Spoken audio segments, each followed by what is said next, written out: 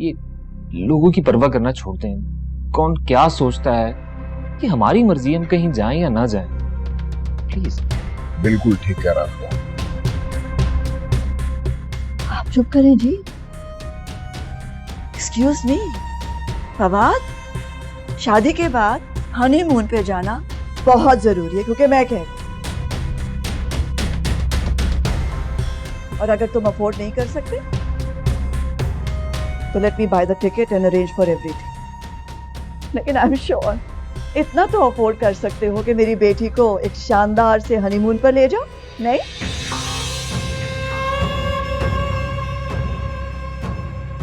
उठो तो मुझे कहीं जाना।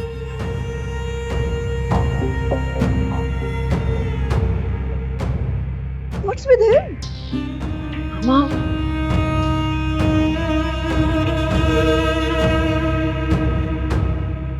इसे क्या हुआ? मेरा हाथ हो गया है।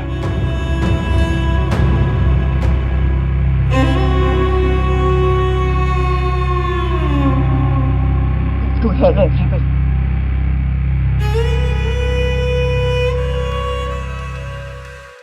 मुझे एक बात बताओ, तुम्हारी मम्मा अपने आप को समझती क्या? प्लीज अपने मम्मा से कहो कि मेरी और तुम्हारी लाइफ के अंदर इंटरफेरेंस ना करे, प्लीज। हद होती है हर बात की। फवाद लेकिन उन्होंने ऐसा भी क्या कह दिया जो आप इतना गुस्सा कर रहे हैं? मेरी इंसल्ट की और तुम मुझे कह रही हो कि क्या कहा उन्होंने? कैसी इंसल्ट? यही कि अगर मैं अफोर्ड नहीं कर सकता हनीमून को तो वो अरेंज करके दे देती। ये इंसल्ट नहीं है तो और क्या है? फवाद मेरे ख्याल से आप गलत ले रहे हैं। अगर आप अफोर्ड कर सकते हैं तो मामा ऐसी बात करेंगी क्यों? मामा को पता है कि आप अफोर्ड कर सकते हैं। तो वो बात सिर्फ ये नहीं है, तुम बात समझने की कोशिश करो। मैं सब समझती हूँ, आप सिर्फ बात को तूल देना चाह रहे हैं। क्या मैं तूल दे रहा हूँ बात को? और तुम्हारी मम्मा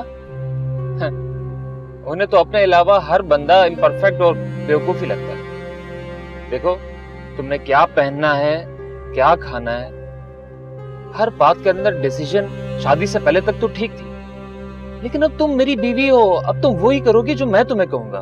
तो आप ये कहना चाह रहे हैं कि मैं उनकी बात को इम्पोर्टेंस ना दूं और आपकी बात को इम्पोर्टेंस दूं? मैंने ये नहीं कहा, लेकिन ज्यादा बात मेरी मानोगे क्योंकि मैं तुम्हारा हस्बैंड हूँ। लेकिन आपको पता है फवाद कि मैं मामा की बात को रद्द नहीं कर सकती। अगर मैंने ये किया तो बहुत बड़ी गड़बड़ हो जाएगी, हमेशा हो जाती है।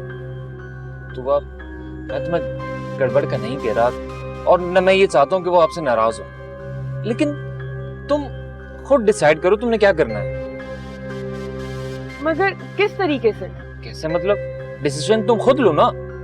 जो चीज तुम्हें ठीक लगे उस पर स्टैंड लो, जो चीज तुम्हें गलत लगे कह दो कि हाँ ये गलत है। लेकिन फवाद ऐसा कभी नहीं हुआ। बचपन से लेकर आज तक मामा ही मेरे सारे डिसीजंस लेती आई हैं। घर के सारे डिसीजंस भी मामा ही लेती हैं। डैडी को भी मौका नहीं मिलता कुछ बोलने का, तो इट्स इम्पॉसिबल। आई नो, तुम्हारी तरबियत ऐसी हुई है, इसीलिए तो।